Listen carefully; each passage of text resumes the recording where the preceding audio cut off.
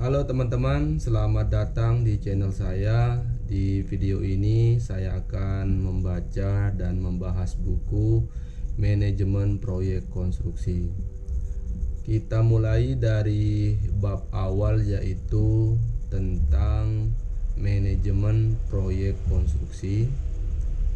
Bagian ini penting banget, terutama buat teman-teman yang kerja di lapangan, di kantor proyek, atau yang baru belajar tentang dunia konstruksi. Oke, kita mulai dari pengertian manajemen. Kata manajemen berasal dari kata manos, managio, manage, yang artinya melatih kuda mengangkat kaki.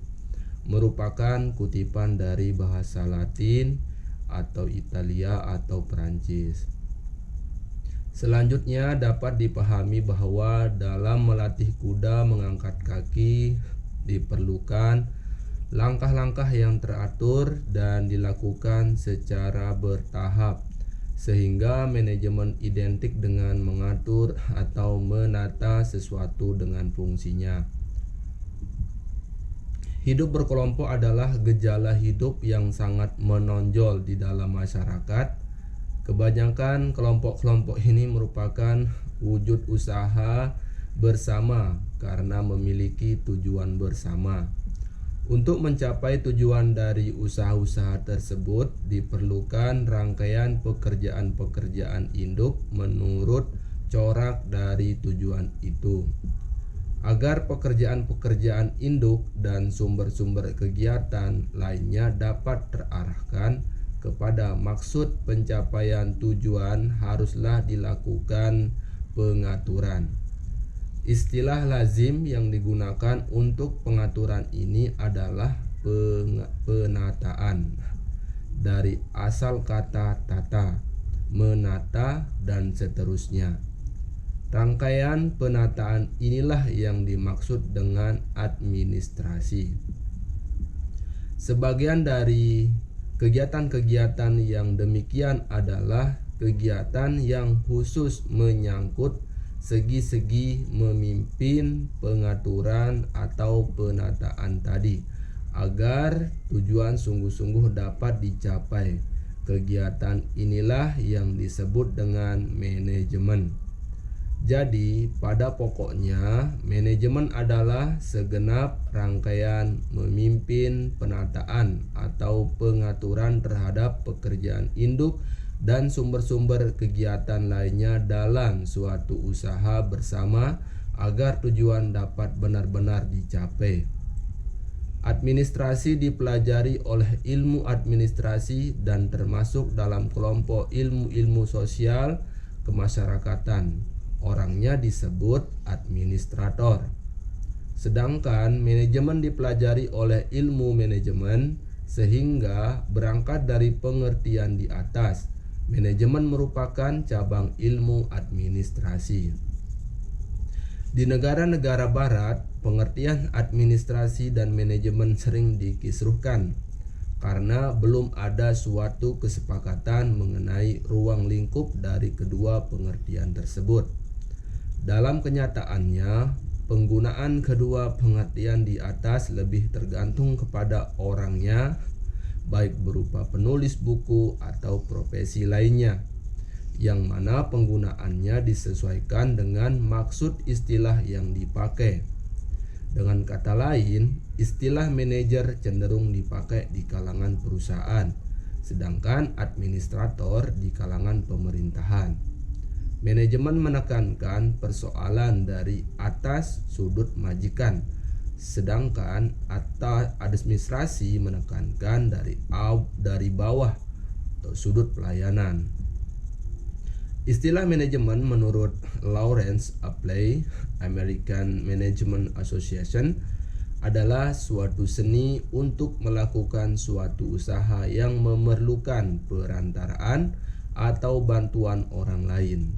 Sedangkan George Terry menyatakan manajemen adalah melaksanakan tujuan yang telah ditetapkan terlebih dahulu dengan bantuan orang lain. Di Amerika Serikat, hubungan pemerintahan dan masyarakat tidak disebut manajemen karena mereka menganut sistem liberal, semua serba swasta. Artinya, masyarakat tidak mau melayani pemerintah, tetapi pemerintahlah yang menjadi pelayan masyarakat. Jadi, orang bekerja pada pemerintah dianggap pelayan masyarakat atau public servant. Fayol, Amerika Serikat merinci kemahiran manajemen. Yang pertama, kemahiran merencanakan. Yang kedua, kemahiran mengorganisasi. Yang ketiga, kemahiran memerintah. Yang keempat, kemahiran mengkoordinasikan. Yang kelima, kemahiran pengontrolan. Inti dari perencanaan yang menyeluruh lazimnya merupakan gambaran yang memuat unsur-unsur 5W plus 1H, yaitu what, apa yang dikerjakan, why, mengapa justru itu yang dikerjakan, who, siapa yang mengerjakan, where, di mana sesuatu itu akan dikerjakan, when, kapan dimulai dan selesainya pekerjaan tersebut, how, bagaimana mengerjakannya.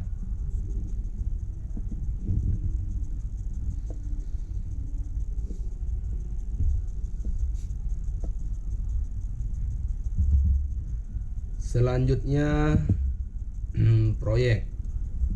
Proyek adalah suatu kegiatan yang dilakukan dengan waktu dan sumber daya terbatas untuk mencapai hasil akhir yang ditentukan.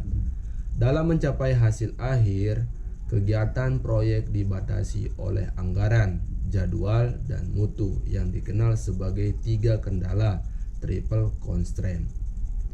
Selanjutnya di bagian konstruksi, kata konstruksi dapat didefinisikan sebagai tatanan atau susunan dari elemen-elemen suatu bangunan yang kedudukan setiap bagian-bagiannya sesuai dengan fungsinya. Berbicara tentang konstruksi, maka yang terbayangkan adalah gedung bertingkat, jembatan, bendungan, dam, jalan raya, bangunan, irigasi, lapangan terbang, dan lain-lain. Secara umum, konstruksi ada 2 macam, yaitu yang pertama konstruksi bangunan gedung yang terdiri atas bangunan gedung, perumahan, hotel, dan lain-lain. Dan yang kedua, konstruksi bangunan sipil seperti jembatan, jalan, lapangan terbang, terowongan, irigasi, bendungan, dan lain-lain. Kedua macam konstruksi ini memiliki ciri-ciri yang berbeda seperti yang ditunjukkan dalam tabel berikut. Nah, konstruksi bangunan gedung ciri-cirinya menghasilkan tempat orang bekerja seperti kantor, gedung, dan lain-lain. Tempat kerja pada lokasi yang relatif kecil, kondisi pondasi pada lokasi yang relatif kecil, manajemen dibutuhkan untuk progressing pekerjaan. Lalu konstruksi bangunan sipil, ciri-cirinya adalah proyek konstruksi mengendalikan alam untuk kepentingan manusia. Pekerjaan berlangsung pada lokasi yang luas dan panjang. Kondisi pondasi geologi pada setiap lokasi sangat berbeda satu dengan yang lainnya. Manajemen dibutuhkan untuk memecahkan permasalahan, bukan timbul progres. Nah, juga dikenal ada 4 tipe konstruksi, yaitu yang pertama konstruksi pemukiman atau residential construction. Nah, termasuk dalam konstruksi ini antara lain hunian, rumah tinggal, komplek pemukiman. Nah, penataan yang diperlukan di sini adalah bagaimana menata ruang lingkungan dengan mempertimbangkan perkembangan pada masa yang akan datang, 20 tahun mendatang, penata sistem saluran, pembuangan, dan lain-lain. Adanya permasalahan seperti terjadinya genangan air di dalam kompleks pada hujan menandakan bahwa manajemen konstruksi pada pembangunan kompleks itu tidak bagus. Yang kedua, konstruksi gedung atau building construction. Termasuk di sini gedung perkantoran, gedung kuliah, gedung perbankan, dan lain-lain. Penataan yang diperlukan umumnya penataan fasilitas-fasilitas yang disediakan seperti hidran, perlunya lift untuk gedung kuliah lebih dari 2 lantai. Biasanya yang menggunakan gedung kuliah bukan saja mahasiswa.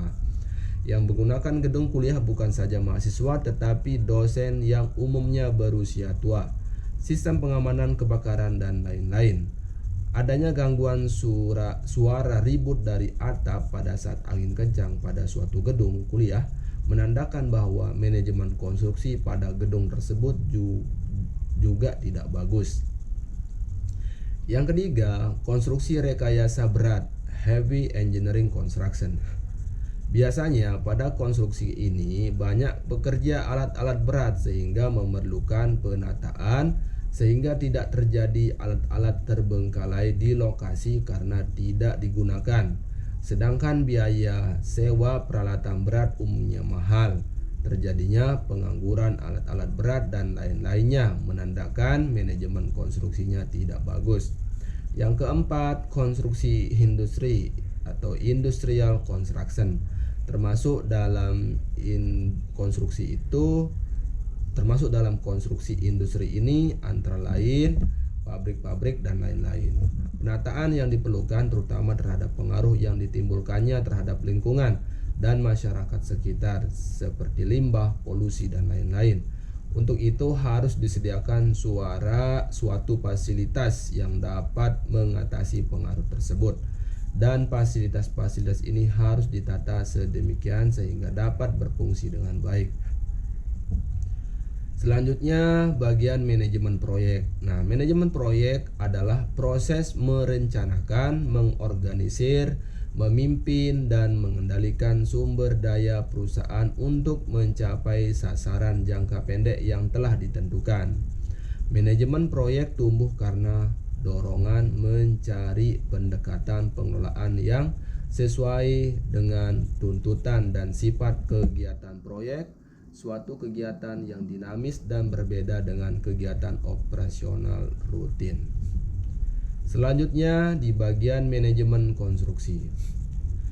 Manajemen konstruksi tersusun dari 2 kata yaitu manajemen dan konstruksi.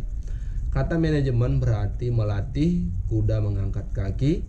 Kata konstruksi mempunyai arti susunan dari elemen-elemen bangunan yang kedudukan setiap bagian-bagian sesuai dengan fungsinya. Selanjutnya dapat disimpulkan suatu definisi dari manajemen konstruksi sebagai berikut.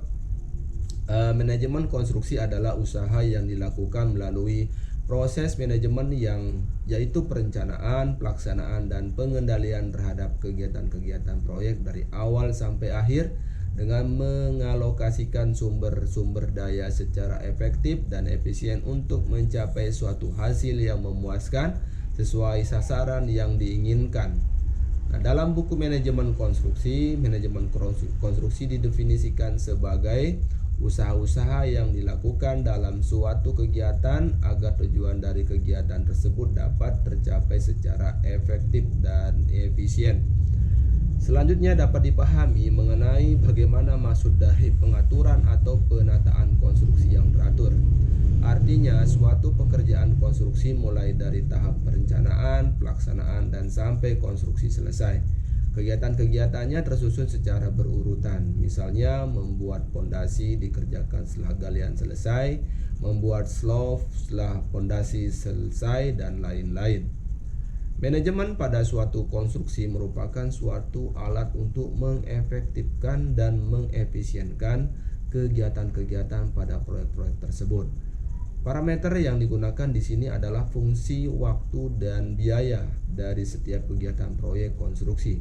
Jadi, untuk mengatur atau menata kegiatan-kegiatan ini, seseorang harus lebih dahulu mengerti dan memahami persoalan dari awal sampai akhir. Dengan kata lain, kita harus memasuki ke dalam konstruksi secara utuh. Setiap proyek konstruksi terdapat sumber daya yang akan diproses. Pada saat proses inilah diperlukan manajemen agar proses ini berjalan efektif dan efisien dan diperoleh hasil yang memuaskan. Sumber daya adalah berbagai daya untuk memungkinkan sebuah hasil yang ingin dicapai. Sumber daya itu terdiri dari 6M plus I plus S plus T, yaitu money, material, mesin, manpower, market, dan method, serta information, space, dan time. Secara skematis ditunjukkan seperti gambar berikut. Nah, sumber daya, bahan, tenaga, biaya, peralatan, dan waktu, proses yang efektif dan efisien, hasil yang memuaskan.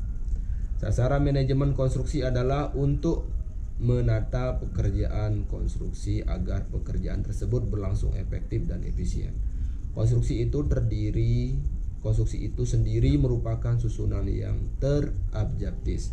Artinya konstruksi itu tersusun A, B, C, D, bukan seperti C, B, D, A. Dengan kata lain, pondasi suatu bangunan selalu letaknya paling bawah dan rangka atap bangunan